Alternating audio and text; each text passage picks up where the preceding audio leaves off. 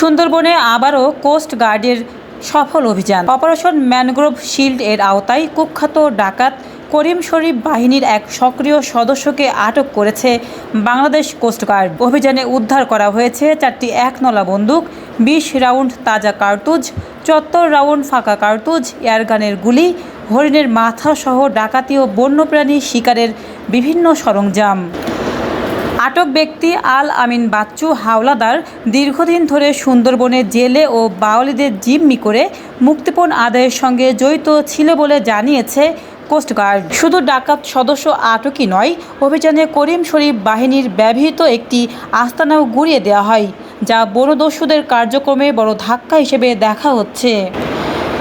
কর্তৃপক্ষ জানিয়েছে, সুন্দরবনে বনদস্যুদের বিরুদ্ধে অভিযান চলবে আরও জোরালোভাবে। দস্যুমুক্ত ও নিরাপদ সুন্দরবন গড়তে কোস্টগার্ডের অভিযান অব্যাহত থাকবে।